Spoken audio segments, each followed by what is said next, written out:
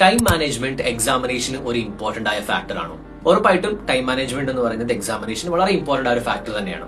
രണ്ട് രീതിയിലാണ് നമുക്ക് നോർമലി ടൈം വേസ്റ്റ് ആകുന്നത്. അത് ഫസ്റ്റ് വൺ എന്ന് പറയുമ്പോൾ നമ്മൾ എൻറ്റയർ ക്വസ്റ്റ്യൻസ് എല്ലാം വായിച്ചു മനസ്സിലാക്കാൻ വേണ്ടി നമ്മൾ എടുക്കുന്ന സമയം. രണ്ടാമത് എന്ന് പറഞ്ഞിട്ടുണ്ടെങ്കിൽ to select the best one. ശരിക്കും നമ്മൾ ഏത് മെത്തഡാണ് നമ്മൾ സെലക്ട് ചെയ്യേണ്ടത്? ഇത് മനസ്സിലാക്കാൻ നമ്മൾ സ്റ്റുഡൻസിനെ രണ്ട് ഗ്രൂപ്പായിട്ട് ഡിവൈഡ് ചെയ്യും. ദ ഫസ്റ്റ് വൺ എന്ന് പറഞ്ഞിട്ടുണ്ടെങ്കിൽ എല്ലാ ക്വസ്റ്റ്യൻസും വായിച്ചു മനസ്സിലാക്കി first impression is the best one എന്ന രീതിയിലുള്ള അറ്റംപ്റ്റ് ചെയ്യാൻ വേണ്ടി ഏറ്റവും എളുപ്പമുള്ളതും നിങ്ങൾക്ക് ഏറ്റവും നല്ലപോലെ അറിയാവുന്നതുമായ ക്വസ്റ്റ്യൻ ആദ്യം എഴുതുന്ന ഒരു കാറ്റഗറി. ദ സെക്കൻഡ് ടൈപ്പ് എന്ന് പറഞ്ഞിട്ടുണ്ടെങ്കിൽ ഏത് ടൈപ്പ് ഓഫ് ക്വസ്റ്റ്യൻസ് ആണെങ്കിലും മോഡറേഷൻ, അതായത് question number 1 to last question വരെയും ഓർഡർ വൈസ് എഴുതിയിട്ട് അറിയാവുന്നതുപോലെ എല്ലാ ക്വസ്റ്റ്യൻസിനും അറ്റൻഡ് ചെയ്യുന്ന രീതി.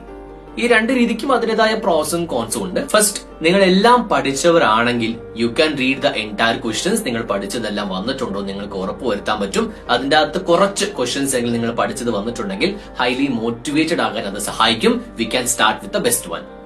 ദ സെക്കൻഡ് എന്ന് പറഞ്ഞിട്ടുണ്ടെങ്കിൽ നിങ്ങൾ ആദ്യത്തെ ക്വസ്റ്റ്യൻ വായിക്കും നിങ്ങൾക്ക് ഭയങ്കര ഡിഫിക്കൽട്ട് ആയിട്ടും രണ്ടാമത്തെ ക്വസ്റ്റ്യൻ വായിക്കും നിങ്ങൾക്ക് ഈസി ആയിട്ട് തോന്നിയിട്ടുണ്ടെങ്കിൽ start with the second question. എന്തുകൊണ്ടാണ് സ്റ്റാർട്ട് വിത്ത് സെക്കൻഡ് ക്വസ്റ്റ്യൻ വരാൻ കാരണം? തേർഡ് ക്വസ്റ്റ്യൻ വായിക്കുമ്പോൾ ഒരു പക്ഷേ ഡിഫിക്കൽട്ട് ആയിട്ട് തോന്നിക്കഴിഞ്ഞാൽ ആദ്യം കിട്ടിയ മോട്ടിവേഷൻ രണ്ടാമത് നമുക്ക് നഷ്ടപ്പെടാൻ ചാൻസസ് ഉണ്ട്.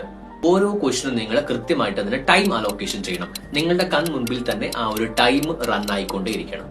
ഒരു പക്ഷെ നിങ്ങൾക്ക് ആ ക്വസ്റ്റ്യൻ കംപ്ലീറ്റ് ചെയ്യാൻ പറ്റിയിട്ടില്ലെങ്കിൽ stop that and continue with the next question. ഈ ഒരു കാര്യം നിങ്ങൾ ചെയ്തിട്ടില്ലെങ്കിൽ അവസാനം നമ്മൾക്ക് ഈസി ആയിട്ടുള്ള ക്വസ്റ്റ്യൻസ് നമ്മൾ കണ്ടെത്തുകയും നമുക്കത് എഴുതാൻ സമയം കിട്ടാതെ വരികയും ചെയ്യും.